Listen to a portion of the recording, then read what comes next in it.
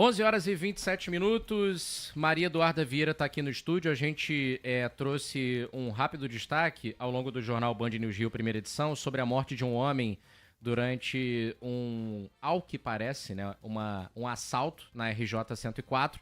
E agora, mais informações, Maria Eduarda Vieira conseguiu confirmar a identidade e traz outros detalhes desse caso. Duda, bom dia para você. Oi, Pinho, bom dia para você, pro Andreasa, pro Zé e pros nossos ouvintes. Como você disse, foi uma tentativa de assalto. Por que uma tentativa? Porque vou explicar como aconteceu a dinâmica, mas os bandidos evadiram do local e não conseguiram levar esse veículo.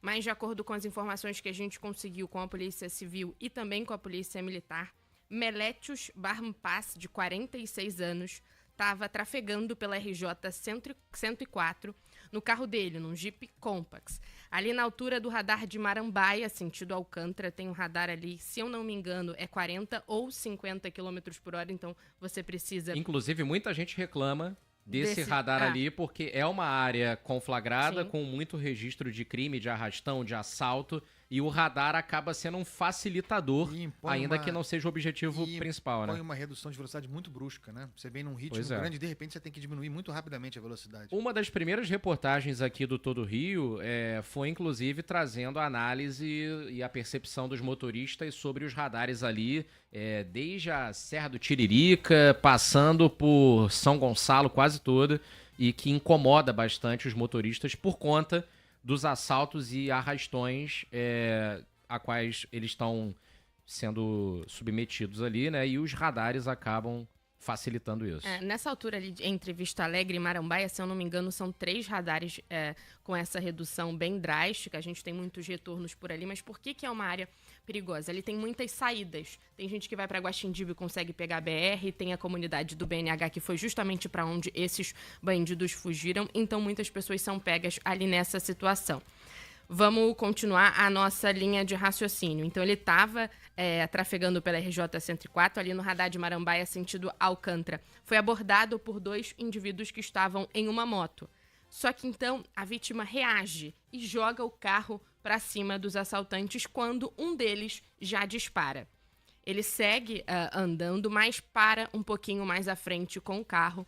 Os criminosos se aproximam novamente para tentar assaltá-lo quando a vítima, mais uma vez, reage, acelerando o veículo. E então, os criminosos disparam mais vezes. Como eu disse, os bandidos conseguiram fugir para o interior da comunidade do BNH, que fica ali na altura de Marambaia, em São Gonçalo, na região metropolitana. Segundo testemunhas que viram a ação dos bandidos, os autores estavam de capacete, então era um pouco complicado para identificar. Quem estava dentro desse veículo, além do Melétios, que foi atingido e, infelizmente, não resistiu? A esposa dele estava no carro e também o filho. Os 2 não foram atingidos, mas de acordo com o relato do boletim de ocorrência, a esposa não conseguia falar depois da situação porque estava em um estado de choque. O Melétios chegou a ser socorrido para o Hospital Estadual Alberto Torres, que fica ali na mesma região, em São Gonçalo. Ele deu entrada por volta das 11 e pouquinha da noite, mas não resistiu. Esse caso está sendo investigado pela delegacias de Niterói, Delegacia de Homicídios de Niterói, São Gonçalo e Itaboraí, que está buscando imagens de câmeras de segurança e também ouvindo testemunhas para tentar, então, chegar, né, aos criminosos e os autores desse episódio. A gente ainda está tentando confirmar a nacionalidade dele, mas a Duda até achou um perfil no LinkedIn do Melétios, e aí entre os idiomas tem o grego, sim, o inglês e o português. Consta na página que ele é morador de Niterói.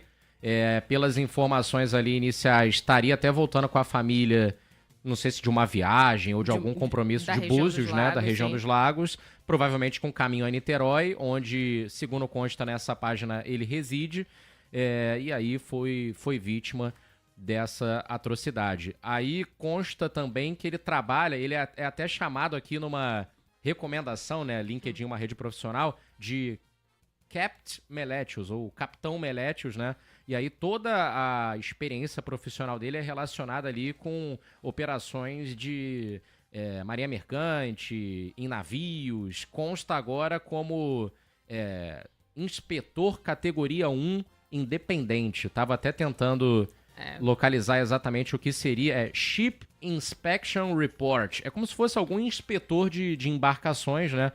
Então, a polícia agora investigando e a gente tem a viúva aí como testemunha-chave para talvez identificar esses criminosos, né? Um homem também teria assistido, inclusive, teria auxiliado eles levando o carro até, depois, né, que o Meirelles ficou ferido, levando o carro até o hospital. O Vitor, ele aparece relatando detalhes do boletim de ocorrências. Então, a esposa, o filho menor de idade, talvez, não sei como que isso vai ficar, mas são pessoas que são pontos chaves para entender a dinâmica, o que aconteceu, o que eles sentiram nesse momento. Foi à noite, né? Isso. É horrível isso, né, gente? Mas algumas coisas do Rio de Janeiro ficam muito claras pra gente, do nosso estado, mais amplamente da cidade. E a gente não se conforma a isso, mas precisa dizer aqui, porque é aquilo que nós fazemos, né? Se eu acho melhor, eu falo para vocês, eu considero vocês que estão nos escutando, você que está nos escutando, parte da nossa família, né? Da família Band News. A gente precisa dizer, não, se você puder, não circule à noite nesses lugares. Nesse lugar especificamente, a quantidade de relato que há na 104, certo? Isso. A quantidade de relatos que há é perigoso. É perigoso sempre, a qualquer hora do dia. Especialmente à noite, especialmente avançando à noite. Se você puder não voltar no domingo à noite, né, pensando numa viagem de volta, foi aproveitar o fim de semana, se você puder voltar na segunda-feira de manhã, vai pegar trânsito, mas é melhor. Se você puder voltar mais cedo no domingo, você minimiza. Eu quero deixar bastante claro que a vítima tem culpa nenhuma, né, pessoal? Pelo amor de Deus. O que eu estou dizendo é trocando ideia, porque a gente tem de fazer escolhas mesmo morando no Rio de Janeiro, a imposição da realidade. Nós não nos conformamos, nós não aceitamos que seja assim, não é normal que seja assim, mas assim é. Então, diante das circunstâncias, da realidade miserável do Rio de Janeiro, da violência que há entre nós, é preciso ter estratégias de sobrevivência o tempo todo.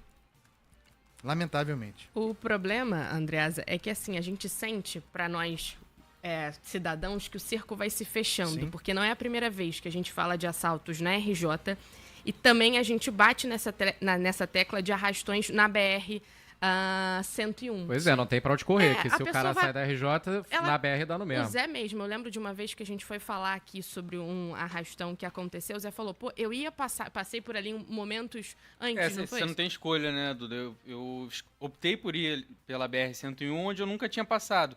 E aí, quando cheguei em casa, eu fui ver as informações que tinham acontecido realmente um arrastão pouco depois de eu passar. O cerco vai se fechando pra gente. Você fica sem saber pra onde correr. E não é só nesse caso, e aí a sua análise é perfeita, Andreasa, a respeito da limitação do ir e vir, né? Que a gente está imposto a partir da insegurança pública. Até mesmo a escolha do carro. Será que essa viúva vai seguir com esse Jeep Compass? É um carro extremamente visado. Então hoje você não pode passar na rodovia que vai te deixar mais perto em casa, mais rápido em casa, aliás, ou em melhores condições ali de pavimentação, seja o que for, por conta da insegurança. Você não pode dirigir o carro que você quer por conta da insegurança, porque é um carro muito roubado, porque é um carro muito visado pelos bandidos. Você não pode voltar num horário mais confortável, porque é um horário mais perigoso. É isso. E por aí vai. É a vida cada vez mais restrita. Você pensar na tua residência, em alguns lugares você não pode ter a internet que você quiser.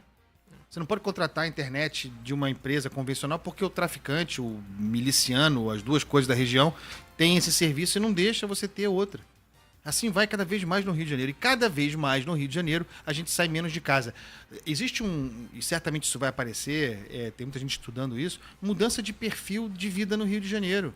Na nossa cidade e no estado mais amplamente, mas sobretudo no Rio e na região metropolitana, que é um local de tradição, cada um a seu modo, de tradição boêmia, né, de vida social intensa e de madrugadas. Eu fui um jovem da madrugada. Eu nunca fui de boate, essas coisas não, mas eu gostava da madrugada e tal, gostava de... A juventude de hoje está cada vez mais fechada. Não que não tenha suas madrugadas, mas não é mais na rua. Os hábitos vão mudando. Você sai de noite, madrugada, tem uma desertificação do Rio de Janeiro. Em todos os lugares de tradição boêmia, vai se desertificando. Por quê? Por medo. Porque a pessoa opta por ficar em casa, porque em casa tem mais conforto. A gente vai cada vez mais criando um condomínio nosso, interno. Isso é um sinal de doença da nossa sociedade. É triste que assim seja, mas se é assim, a gente precisa, se queremos viver, a gente precisa se adaptar, nunca se conformar. Nós não nos conformamos, nós batemos contra isso, mas caramba, se você puder não passar por alguns lugares, serve para BR-101, só serve para RJ-104, serve para as duas. Não passe por ali 11 horas da noite, não passe. Se você puder, não passe. É tão simples, é horrível, mas assim é.